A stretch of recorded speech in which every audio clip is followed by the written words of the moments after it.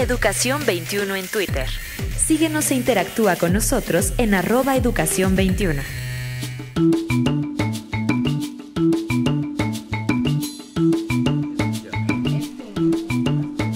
¿Sí? En esta área. Es que los estudiamos a todos, Pedrito y yo, para hacer el libro. Estamos de regreso en Educación 21. Escríbanos a Educación 21 con números arábigos, con número, pues, no con números romanos, @wradio.com.mx, Educación 21, @wradio.com.mx, y en Twitter, @Educación 21. Ahí estamos a sus órdenes. Nuestro sitio en internet, ahí sigue usted los programas durante la semana, nos puede escribir. Aquí tengo un montón de comentarios de la semana pasada sobre el programa de competencias y también sobre el de inteligencias múltiples.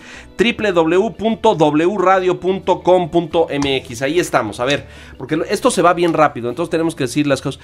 ¿Cómo comprobamos esto? Usted decía hace un momento que cuando hay una lesión cerebral se comprueba las zonas que están afectadas, pero el cerebro sigue funcionando. Sí, es decir, a partir de algún accidente, alguna enfermedad o incluso una intervención quirúrgica, se pueden dañar zonas muy especializadas del cerebro. La memoria, el lenguaje. El movimiento la emoción, de algún brazo, etcétera. Incluso a veces cortan áreas en algunos pacientes psiquiátricos. Ajá. Para poder aislar la parte emocional y la gente se queda pues muy racional y todo, pero cero contacto con sentimientos. Entonces la investigación lo que ha permitido es esto. Hoy lo tenemos muy localizado. Sí. Hoy sabemos exactamente cada rincón y cada lóbulo del cerebro que controla, o medio más o menos. Estaríamos muy avanzados, pero así completamente seguro. El cerebro es un misterio.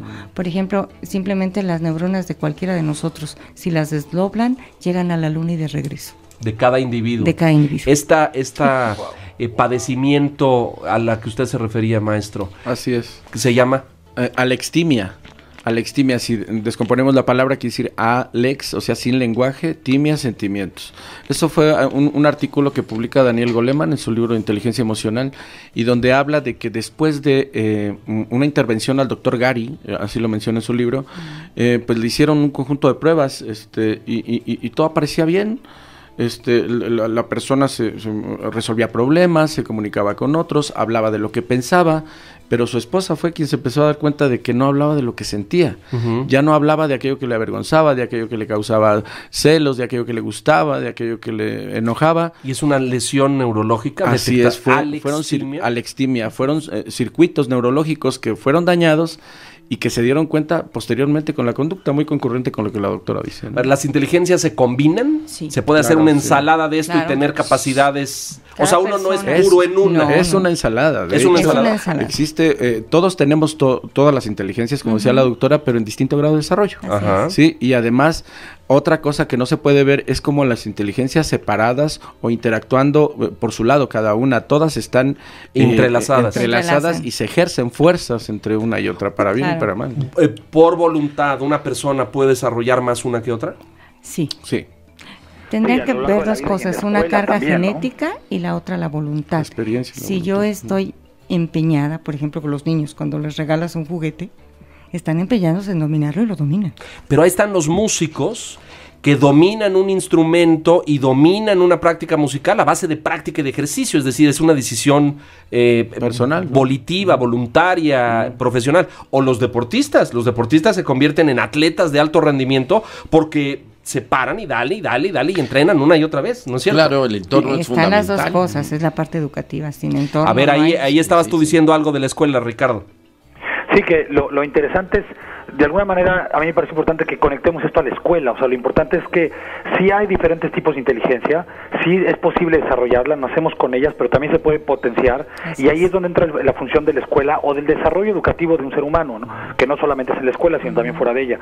En identificar cuáles son las posibles habilidades, fortalezas, formas de aprendizaje, estilos de aprendizaje, etcétera, de un alumno, y empezar a desarrollarle y a potenciarle el contenido curricular, las habilidades, los procesos, los hábitos, actitudes, etcétera, a partir de esas habilidades que ese niño tiene. Pero lo cierto es que hoy, la escuela de hoy, la normal, yo sé que hay escuelas de vanguardia como las tuyas, Ricardo, y escuelas que están haciendo grandes propuestas de cambio, pero la normal no hace eso. Ese es el punto, Leo, que seguimos en la teoría y nos hace faltado terminar de pasar a la práctica ya de forma masiva. Efectivamente hay casos aislados que ya lo hacen, pero son aislados. En la mayoría de los casos seguimos muy apegados al sistema tradicional, aún reconociendo lo valioso de la existencia de las inteligencias múltiples o teorías como esta, ¿no? O sea, la mayoría de escuelas las conocen, han escuchado hablar de ellas, incluso ellas mismas lo replican y hablan de ellas con los papás en su comunidad. Sí, pero ponerlo... Es un salón de clases y sigue pasando lo mismo que ha pasado siempre. Ponerlo en práctica es más difícil, maestro. Así es, eso que tocas es sumamente importante. Comentábamos ahorita con la doctora que el segundo lugar donde el niño construye su valía personal y esta valoración de estas inteligencias es precisamente en la escuela. Primero está en el hogar porque pues es donde surge todas sus relaciones con los demás, sus relaciones con las personas y su medio, pero inmediatamente después está la escuela. Al niño le importa mucho la valoración que el maestro hace de sus capacidades y desde luego esto va a influir mucho en que él pueda desarrollarlas. Ahora, si el maestro sigue pensando que solamente son la inteligencia verbal, la memoria, la secuenciación, la narración, la resolución de problemas matemáticos, las dimensiones que deben ser valoradas curricularmente, pues así es su visión pedagógica. Por fortuna, como dicen también, hay más maestros cada vez que en la preparación llevan a la práctica todas estas teorías y quieren diversificar sus estrategias para poder reconocer en todos esas inteligencias. Bueno, pero eso también tiene mucho que ver con la teoría de que, hablando del hemisferio derecho e izquierdo, ¿no? Hemos fomentado el hemisferio izquierdo pensando que es lo más complejo, lo más difícil. Lo racional. El arte, la cultura, los sentimientos, eso nos ha trabajado. Pero miren, a mí me lleva esto a una reflexión. El papel del docente. A que tenemos que trabajar y tenemos que ayudarlo a descubrir con estrategias, es al docente. Claro. ¿Qué dirían al respecto? ¿Cómo hacer para que el docente se aboque a esto? Bueno, en primer lugar habría que capacitarlo en detectar y en apropiarse de distintos estilos docentes que impliquen atención a la diversidad. Primero, aceptar la diversidad. El problema más frecuente que escucha uno cuando trabaja con docentes es que tengo un grupo donde hay unos que saben mucho, otros que no saben, y otros que van en promedio. Yo le enseño al promedio, entonces no le enseño a ninguno, porque el promedio no es ninguno.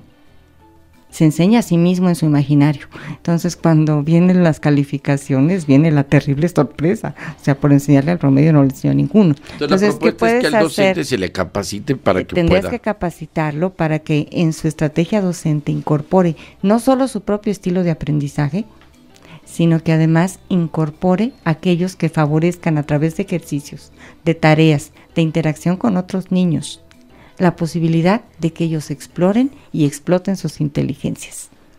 ¿Cómo hace un padre de familia para contribuir al desarrollo de distintas inteligencias? ¿Un padre podría clasificar el tipo de inteligencias que tiene su hijo?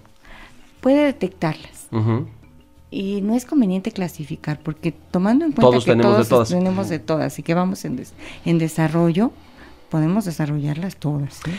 Yo le hice una pregunta a Howard Gardner en términos de estas habilidades o de este chiste popular de que un señor llega a su casa y su mujer le cuenta 40 cosas y el señor ya no dice. Y claro, decían es que claro, el lóbulo cerebral donde las mujeres depositan el lenguaje es más grande y ella tiene como unas 7,000 palabras al día, mientras que nosotros tenemos como 4,000. Entonces cuando llegamos no se las ha acabado. Tú sabes de eso.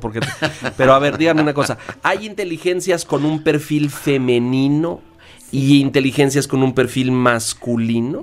¿Las mujeres desarrollan más unas y los hombres otras? ¿Esto es cierto o es un mito cultural? Prácticamente, aunque en la experiencia se puede sí revertir todo este asunto, ¿no? Hay lo que se llama cerebro femenino, cerebro masculino, y sí hay diferencias. Por ejemplo, el contacto con las emociones está mucho más desarrollado en la mujer. En la parte femenina, correcto. En la parte femenina, ¿por qué? Porque tiene que ver con el cuidado y la protección a la generación que sigue. Es parte de su rol cultural. Es parte de su rol y también biológico. Uno tiene que cuidar a la cría. Y por el lado masculino, por ejemplo, los hombres trabajan más, digamos, como en pequeñas cajas, donde tienen la información. Sí. Este asunto de que somos incapaces los hombres de... O no incapaz, lo dije muy fuerte, pero procesamos distinto. Por ejemplo, al haber sido los grandes cazadores, el hombre es mucho más holístico, ve más lejos, ve menos el detalle. Ajá. La inteligencia femenina es más al detalle. Por eso nos enojamos de cómo se te olvidó mi aniversario o cómo no te acuerdas de tal cosa, porque la inteligencia femenina toda vez que era la recolectora, la que buscaba las plantas, la que no sea venenosa. Entonces, por eso somos tan detallistas. Incluso en la misma percepción se nota la diferencia. O sea, completamente ligado a lo biológico, ¿verdad, doctora? Así es. Y ahora, bastante a lo cultural. Ahora también a lo cultural, ¿no? Yo creo que son los dos factores que hemos estado mencionando, porque hay mujeres que pueden tener precisamente esta visión a distancia, y también hay hombres que podemos tener todo el detalle y tener la percepción. Hoy hay hombres que se encargan del hogar mientras la mujer trabaja. Es una minoría en las sociedades contemporáneas, pero es algo que existe, antes no existía. Y conste que soy mujer, pero evidentemente sí son mejores para conducir los hombres, justamente por esto. A ver, maestra, momentito. Que lo repita, que lo repita. Esa parte. Y yo creo que se trata precisamente el programa, yo creo, y este espacio se trata de reconocer cómo somos construidos, reconocer las posibilidades que tenemos para mejorar, ¿no? Claro. Para conocernos mejor y poder mejorar. Pero a mí me sigue gustando, ¿no? Siguiendo la misma línea de la docencia. Entonces, la primera recomendación es capacitar al docente para que tenga esa sensibilidad de ver y desarrollar en el alumno. ¿Qué otra cosa diría? Que él mismo explore sus inteligencias y que capacite el desarrollo de otras alternas. Por ejemplo, si yo soy muy verbal, que en mi caso sí, soy muy verbal, muy lógica y muy analítica, ahora enseña con mapas mentales o conceptuales para que desarrolles la capacidad visual espacial. ¿Qué es lo que tú haces, no, Raúl? Así es. Y vas a desarrollar otro tipo de inteligencias. Aquí pues tú eres el experto. Claro, sí, ese es un asunto importante, porque los maestros, como le dije, si seguimos teniendo una visión muy cerrada de la inteligencia, pues no abrimos a todas estas expectativas. Ahorita decía algo de la doctora importante, que es que el maestro actualmente ve una desventaja en ver diverso a su grupo. ¿Ah, sí? Es decir, dice, no sé qué hacer, unos apenas saben leer, otros leen muy bien, se porta muy bien, como pues que hay muchos desniveles, digamos. Así es, pero es que en lugar de verlo como una ventaja. Exactamente, debe ser una ventaja. Ahora, explíquenos por qué debiera ser una ventaja. Ok. Si estamos hablando de que la fuente de aprendizaje de los niños, más que el maestro, son los mismos niños, entonces el maestro actualmente debe provocar intercambios interesantes entre ellos. Ahora, si el maestro concibe a sus alumnos como una desventaja el ser tan diversos, entonces no aprovecha que sean los intercambios los que hacen crecer a los niños. Y no deja que se desarrolle cada niño. Y además, ahorita la condición de la diversidad no es algo que elige el maestro. Cada vez somos más diversos. Y más también, plurales. Y además más intolerantes a las diferencias. Eso es algo que... Vamos a hacer otra pausa. Está interesante. Ricardo, regreso contigo después del comercial, después de la pausa. Esto es Educación 21. No se vaya porque está interesante. Esto me llevaría a preguntar, ¿no hay niños tontos? No. ¿O hay niños incomprendidos o que no se les ha entendido cuál es?